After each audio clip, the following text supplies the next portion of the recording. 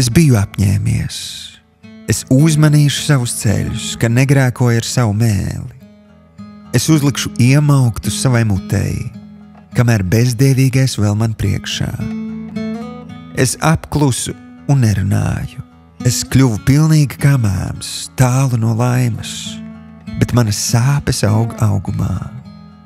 Mana sirds smeldza manās krūtīs, manas neatlaidīgās pārdomas lika iedegties ugunī manai dvēselē, un es atļāvu, lai manas ciešanas atrod pilnīgu izpausmu manas mēles vārdos.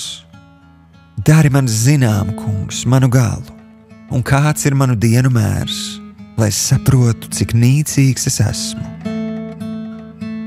Redzi, tu manas dienas esi licis sprīža garumā, un mans mūža ilgums nav it nekas tavā priekšā. Tikai vēja plūsma ir cilvēks savās mūža gaitās.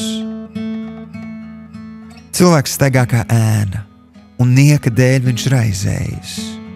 Viņš krāj mantu kaudzēm, bet nezina, kam tā būs. Nu, uz ko tad, kungs, lai es ceru? Mana cerība ir vienīgi uz tevi.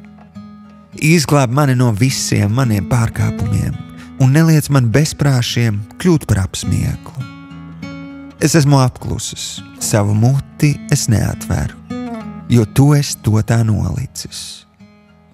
Atlaid man tevis uzlikto sodu, jo tavas rokas smagums mani iznīcina. Kad tu cilvēku pārmāc par viņa noziegumiem, tad viņa godība iznīkst kā drāna, ko sēd kodas. Tiešām tikai vēja plūsma ir cilvēks. Uzklausi manu lūgšanu, kungs, sadzirdi manu saukšanu. Neciet klusu, kad leju asaras, jo es esmu tavā priekšā, tikai svešinieks un piedzīvotājs kā visi mani tēvi. Novērs manas mokas, ka es atspirkstu, un gaišāks kļūst mans skats, pirms es aizeju un vairs neesmu.